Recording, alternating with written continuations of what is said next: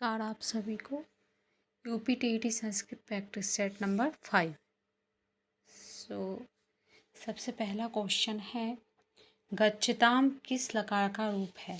तो गच्छताम जो है वो गच्छतु गच्छताम गच्छन्तु तो लोट लकार का। किस लकार का है? लोट लकार का। लंग लकार का होगा नहीं क्योंकि इसमें आ नहीं लगा है आगे। लिट का होगा नहीं क्योंकि गमिष्यति गमिष्यता बनता है। विधिलिंग होगा नहीं क्योंकि गच्छेत गच्छेताम गच्छेयु गच्छेताम होता है उसमें, इसमें गच्छताम है, इसलिए लोट लकार का है। राजपुत्र हमें समास है, राजा का पुत्र तत्पुरुष समास। अहम विद्यालयम गच्छामि, मैं विद्यालय हम कौन सा कारक है? मैं विद्यालय को जाता हूँ, कर्म कारक। तदाति धातु का धातु रूप है दा धातु। रामेण में विभक्ति है तो रामेण मैंने कहा था एक ही मात्रा ओड़ा आ जाए तो तृतीया विभक्ति आंख बंद करके। उसके बाद विद्वान का स्त्रीलिंग विदुषी। उपगच्छति में उपसर्ग है, अलग ही दिख रहा उप। रामात में कौन सी विभक्ति है? पंचमी, क्योंकि ता और हलंत दिख जाए लास्ट में तो वो पंचमी विभक्ति होती है। उसके बाद गुरु शब्द किस वचन में है? गुरु बहुवचन में तो होगा नहीं, द्विवचन में होगा नहीं, एक वचन में, पंचमी और षष्ठी विभक्ति में होता है। सत्यमेव जयते में अव्यय है तो एव, सत्यम धन एव एव। किमर्थम का अर्थ है किमर्थम मतलब क्यों। बालकौ किस वचन का रूप है? बालकौ द्विवचन का। हरि शब्द दो मात्राएं तो द्विवचन याद रखना। हरि शब्द का द्वितीय एक वचन का रूप है हरिम। मैंने कहा था माँ और हलंत दिख जाए तो द्वितीय का एक वचन। यत्र तत्र किस प्रकार के अव्यय हैं? तो संबंध सूचक, जहाँ तहाँ संबंध बता रहे हैं।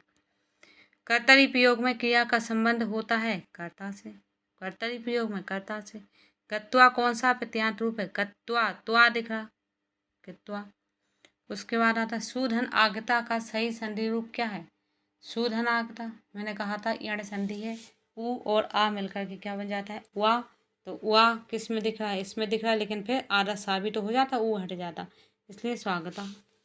नी धातु का निमिष ले जाना। रामस में कौन सी विभक्ति है? तो षष्ठी, आधा सा और या दिख जाए तो षष्ठी विभक्ति होती है। जल चल में समास है, जल में चढ़ने वाला यानी कि तत्पुरुष समास। पठन में कौन सा के दंत है? तो मैंने कहा था ना और हलंत दिख जाए तो क्षत्रिय प्रत्यय, वो भी पुल्लिंग में, नपुंसक लिंग में तो ता आता है। फलानी किस लिंग का रूप है? तो फलानी क्या है? नपुंसक लिंग, फलम फलित फलानी। भविष्यति किस लकार का रूप है? तो लिट लकार का।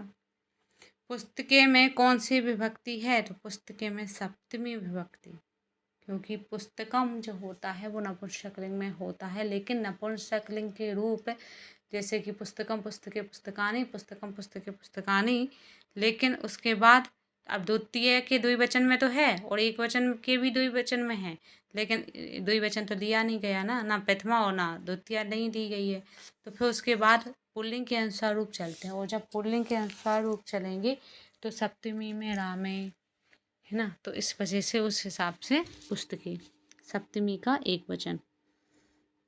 उसके बाद गुरुभ्या, गुरुभ्या में कौन सा वचन है? तो गुरुभ्या में बहुवचन है, हमेशा और हमेशा बहुवचन में ही आता है। नमः शिवाय में शिवाय कौन सा कारक है? शिवाय संपदान चतुर्थी विभक्ति, क्योंकि नमः लगा है ना, और नमः भी ना देखा जाए तो या मैंने कहा था जहाँ भी दिख जाए तो वहाँ पे संपदा। पठितवान किस प्रयोग में प्रयुक्त होता है?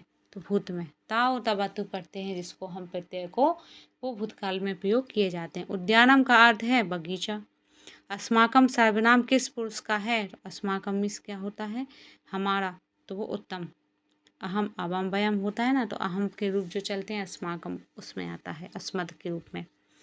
रामेण पुस्तकम पठ्यते है कौन सा वाच्य है? तो रामेण तृतीया विभक्ति, कर्म भी है यानी कि कर्मवाच्य। कर्तृवाच्य होगा नहीं क्योंकि तृतीया विभक्ति है। भाववाच्य होगा नहीं क्योंकि कर्म है, इसलिए कर्मवाच्य। तो ये आपकी है उत्तरमाला। यदि कोई प्रश्न देखना हो तो वीडियो देखने के लिए आपका बहुत बहुत धन्यवाद।